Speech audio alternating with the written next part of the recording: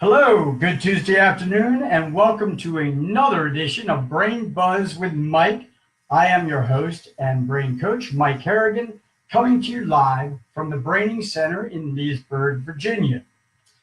Today, we're going to jump right into it. Our topic today is about mindsets.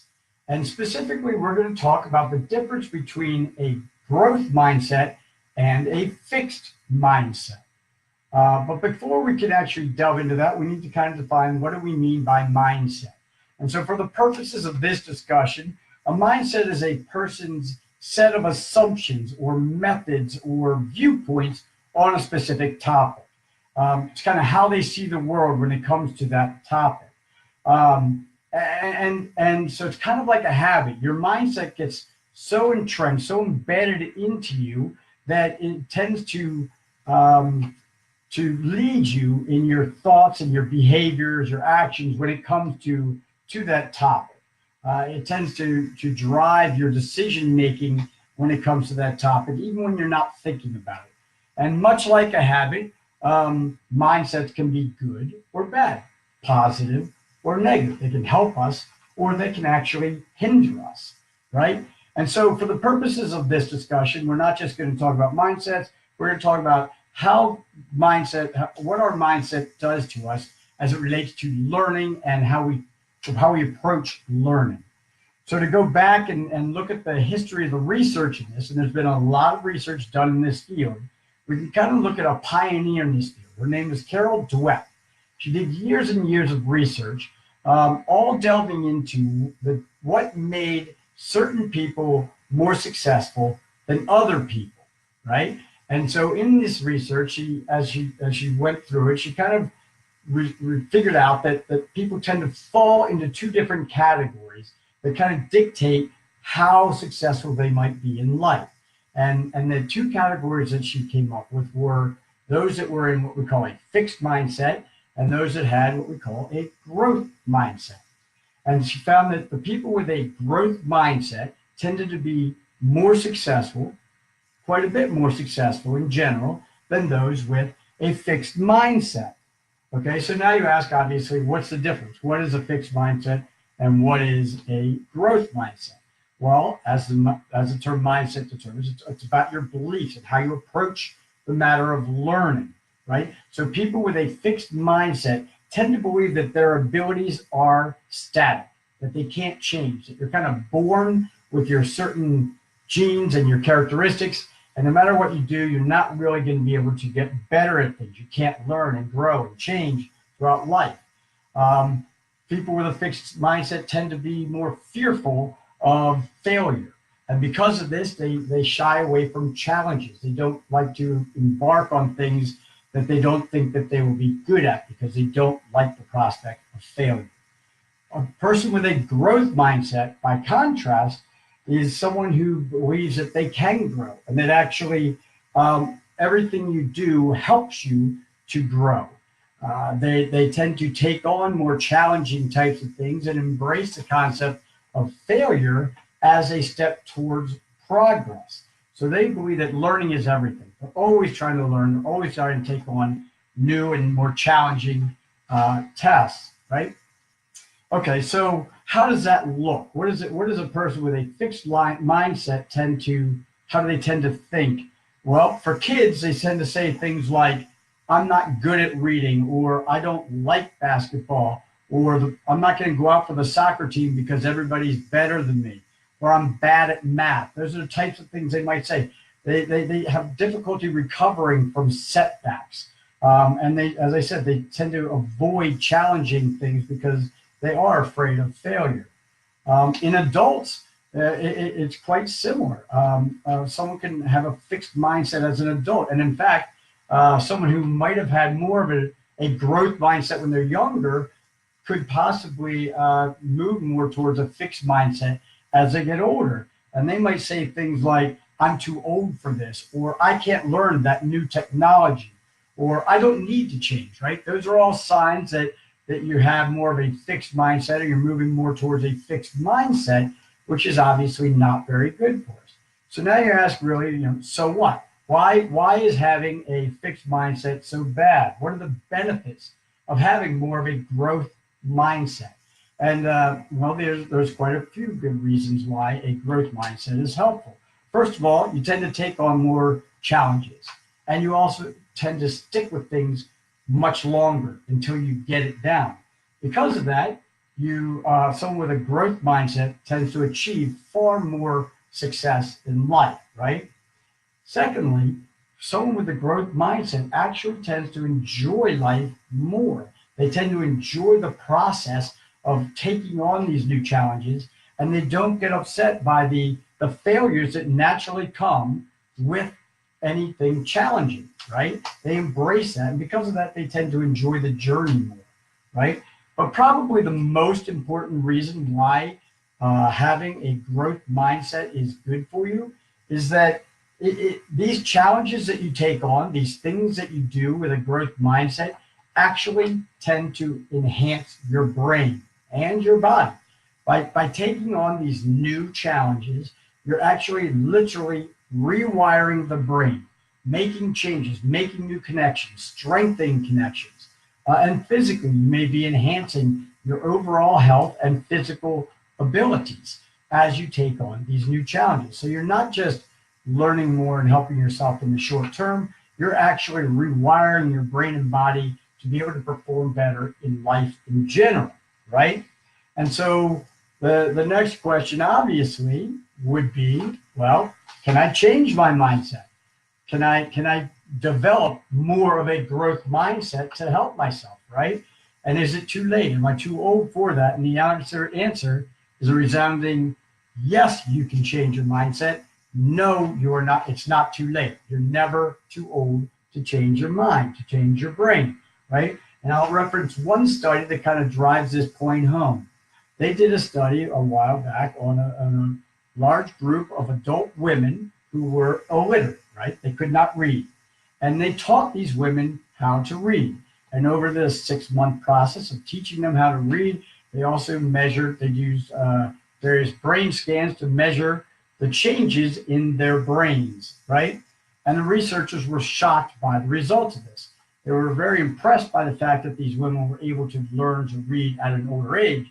But what they saw in the scans of the brains really startled them. They saw dramatic changes in certain areas of the brain that before that had always been believed to be static, that they could not change once you reached adulthood. The author actually said the following, and I'll read this. We knew that children's brains were very flexible and that they were very capable of learning foreign languages because of that flexible mind, right? That pliable mind. But what we found was that adult brains are also very flexible and able to learn new skills. And the extent to which they were able to learn these new skills was quite surprising. So the author is saying here that they were shocked not only by the fact that people could learn these new things at a later age, but that they saw such a dramatic change in areas of the brain that they thought could not change in older life, right? Okay, so you ask, so what do we know now? Let's look at this. Let's boil this down. What do we know? We know that a growth mindset is what we really want. It's going to help us to be healthier and smarter and stronger, right? And we know that we can change our brains at any age, right? So now you ask, how do I do that? How do I develop a better growth mindset? And so I'm going to give you a few tips on that. First of all, we need to understand that the primary key to a growth mindset is that you praise the effort and the work and the actions that go into something more than we praise the traits themselves, right? So you would not say something like, oh, I feel so smart, or I'm proud that I'm smart, or I'm proud that I'm strong. Or you would not compliment someone by saying, good for you. You're so smart, you're so pretty, you're so strong. Those are really kind of rewarding them or praising them for an outcome. Instead, what you want to say is, I'm so proud of you for putting in such an effort. You worked out 5 times this week, or you are so much faster at getting your mathematical equations, or you're so much better at reading You talk about the work that they put in, the effort that they put in, and how much better they're getting at something as opposed to the actual trait of being smart or funny. Well, right? Okay, so it's all about how you focus and what you focus on in your praise, right? A second piece of advice for how you can develop a better growth mindset, and that is to invite and actually welcome feedback, even criticism. And you take that feedback and you learn from it. You think about it and you see what you can, how you can change, and you change accordingly. You ask questions, lots of questions, right? Also, you push yourself to get out of your comfort zone. If somebody invites you to do something, you think you might be embarrassed by doing it or uncomfortable, you do it anyway. You take yourself out of your comfort zone, challenge yourself, and embrace the difficulties that might come along with it. Embrace the obstacles, right? Accept any mistakes that come with it. There's no reason to be embarrassed. The only time anyone should actually be embarrassed is if they do something to deliberately harm somebody else. If you're not doing that, if you're not deliberately trying to bring harm on somebody, then there's really no reason to be embarrassed. We foul up every day. Everyone makes mistakes every day. We should embrace them, laugh at them, move on, right? Okay, so get out of your comfort zone and embrace the challenge. The next thing you really need to understand here is we should be learning or choosing to learn well, not learn fast. So our goal should not be to learn something quickly. Our goal should be to learn it very well and to take the steps to learn it well. And sometimes that means going slowly and as we said before, making a lot of mistakes. But at the end of the day, when you get through it, you'll A, feel more proud of yourself for working through it, and B, you'll have learned it much better. And probably the last thing to keep in mind, maybe the most important thing to keep in mind as you embark on this journey to try to develop a greater growth mindset, is that you should think of learning as brain. Don't just think about it like you're trying to learn something new. You should realize and understand and internalize the fact that as you do this, as you embark on something new, as you take on these new challenges, you're literally rewiring your brain. As we said before, you're making connections that weren't there before. You're developing stronger connections. You're helping yourself to improve your brain and your body overall. So think of it this way. If it takes, and I'm just putting a number out there, if it takes 100 repetitions to develop a new skill, what that means is 100 times you're going to be connecting a neuron to a neuron to a neuron to a neuron. That's how you learn something. These neurons have to make these connections between them until you have a nice pathway in your brain, right?